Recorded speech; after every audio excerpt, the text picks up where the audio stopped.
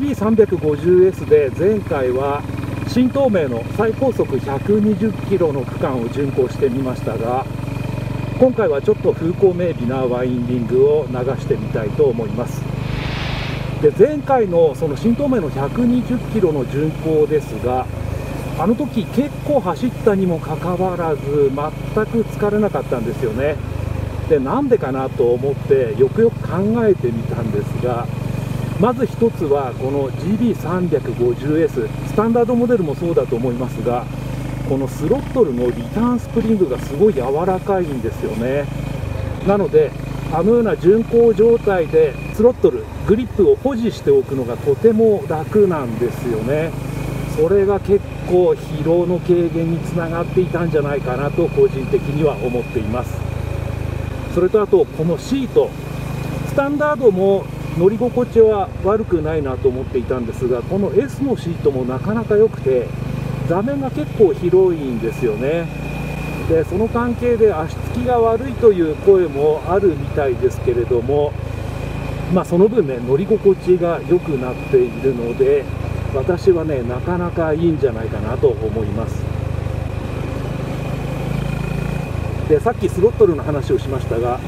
リターンスプリングが柔らかいんですけども、パカッと開けてもエンジンの方はおっとりしたもので、スロットルを開けていっても、おいちょっと待ってくれよっていう感じで、そこからドドドドドッと出ていくと、加速していくという感じなので、いずれにしてもどんな状況においてもあまりライダーをせかすようなことがない、このキャラクターが、全体的なそのゆったりとした乗車感、そして長距離乗っても疲労が少ないという、そんなキャラクターにつながっているのではないかと思います。風光明媚な走りやすいワインディングを流しているんですけども、そうですね、前回スタンダードモデル発表試乗会で乗った時は、このようなワインディングは走れていなかったので、ちょっと直接的な比較はできないんですが、やはりこの S の方が若干ですけども、その車体の挙動が軽いというような感じがあります。で、これはどういうところから来ているのかというと、やはり一番効いているのはリアホイールの小径化ではないかと思います。リアホイールが17インチになっているので、スタンダードモデルよりは若干小さいんですよね。なのでその関係もあって、リア周りのそのジャイロ効果、そのタイヤが高速で回転することによって生まれる安定性というのが、若干この S の方が弱められている、そんなところもあって、フロントはほぼ一緒かなという感じなんですけども、リアに入力した時のその倒しやすさとかはわずかながらではありますが、この S の方が挙動が軽いような気がします。これもね、スタンダードモデル試乗してから時間が経っているので、あまり正確な比較はできないんですが、先ほどもね、ペイントで路面にねギャップがあるエリアを通過しましたが、そういった時のそのリアのしなやかさもやはりこの S の方が一段上回っているかなという感じはします。ただスタンダードモデルはスタンダードモデルで、ちょっと大きめなリアタイヤがもたらすその安定性が強いので、あれはあれでゆったりとこういったワインディングであっても流したいと考えている人にとっては捨てがたいキャラクターなのではないかと思います。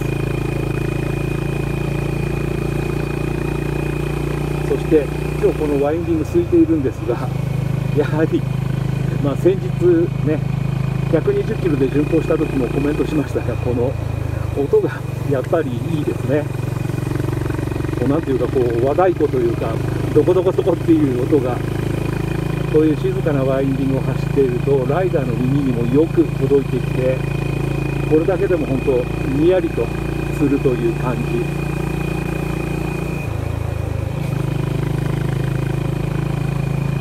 で、このようなワインディングを、ゆったりと今流している状態ですが、ハンドリングはやはりフロント周りを中心としてものすごくおっとりとしているというか、まったりとしているというか、そんな印象です。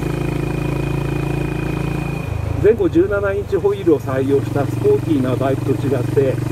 やはりリアを中心にフロントタイヤはこう少し大回りしていくようなところがあるんですが、そうであったとしてもこうぐるーっと回り込んでくれるという感じなので、曲がらないなという印象はないです。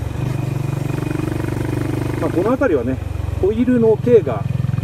例えばアドベンチャーモデルなども19インチを採用したモデルが増えていますが、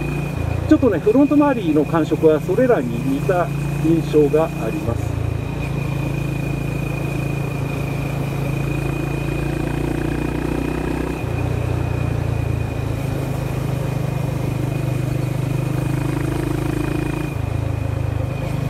そのフロント周りのおっとりとした性格を頭に入れて走れば、こういったね次から次へとコーナーが出てくるワインディングもすごく軽快に楽しく走れるという、そんな感じです。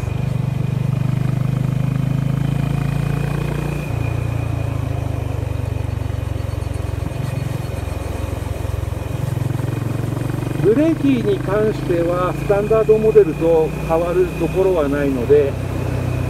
印象は同じですが、やはりこうして改めてワインディングを走りながらブレーキを使ってみると、フロントに関してはこう遊びが取れてからはしっかりとした握り応えがあって、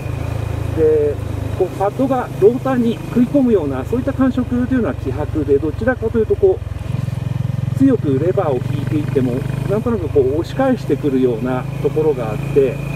フロントブレーキの感触は少しあっさりとしているという感じです。あまりこう鋭くね、食い込まれてもかえって使いにくいと思いますし、あとこのモデルの全体的なそのゆったりとしたキャラクターにはこういうブレーキの方がフィーリングが合っていると感じます。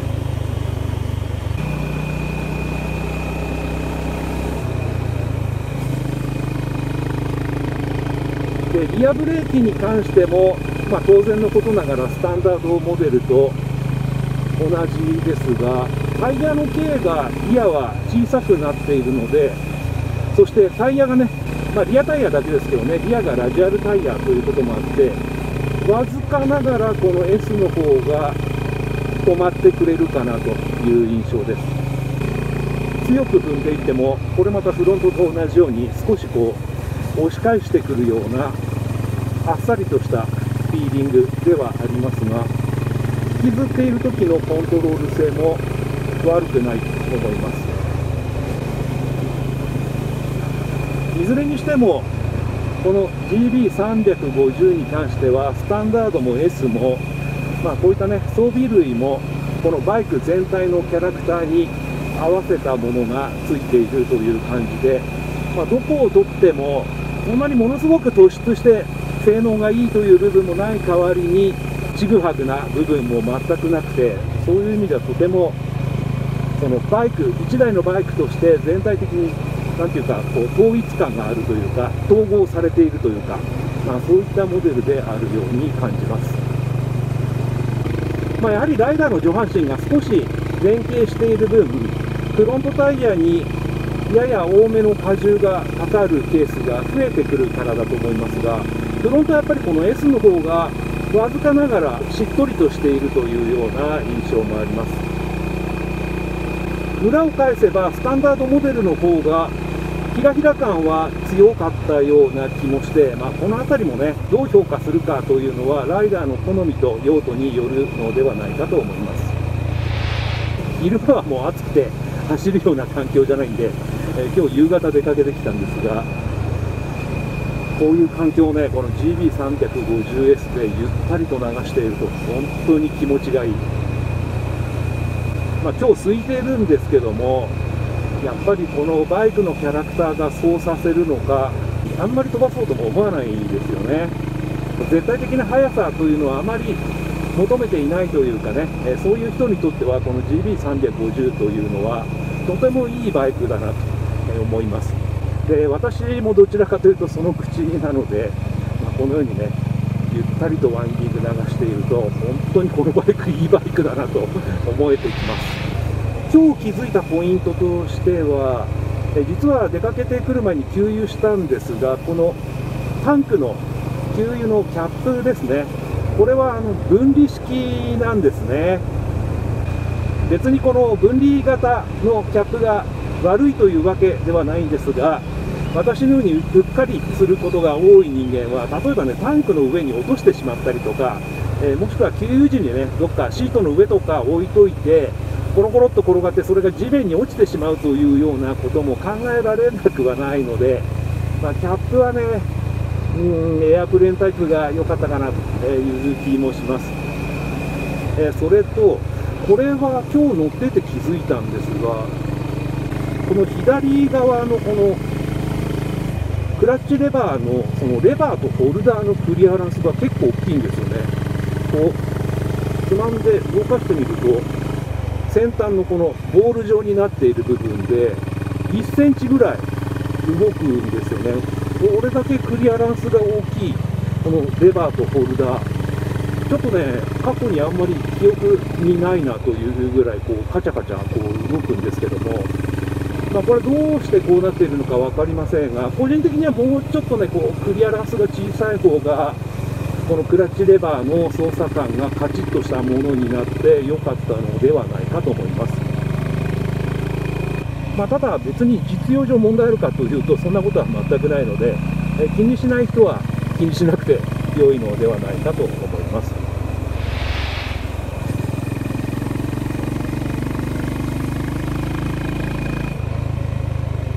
もうすぐワインディング終わりですけど、ちょっと回してみましょうか。はい、今2速ですね。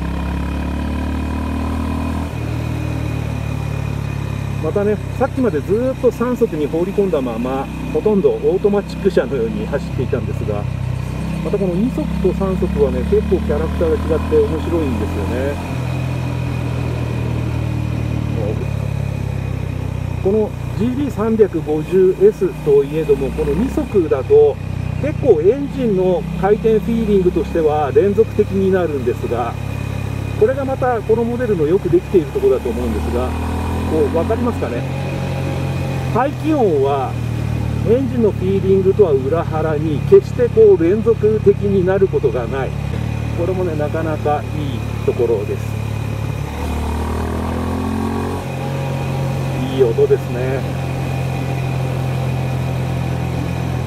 前回もコメントしたかもしれませんが、これが本当にカスタムされていない素のモデルなのかという気がします。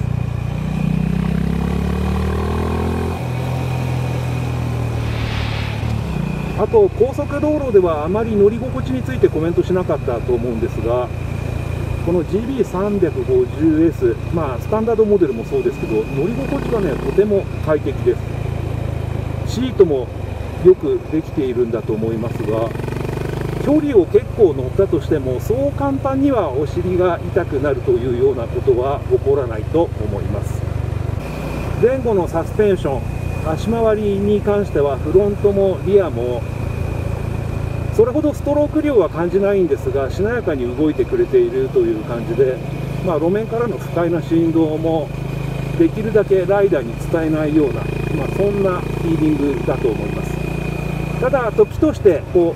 受け止めきれないようなギャップを踏み越えた時というのは、それなりにガツンとくるところはあるんですけども、全体的には乗り心地はとても良くて快適なバイクだと思います。はい、ということで今日は GB350S で風光明媚なワインディングを流してみたという動画をお届けしました。それでは。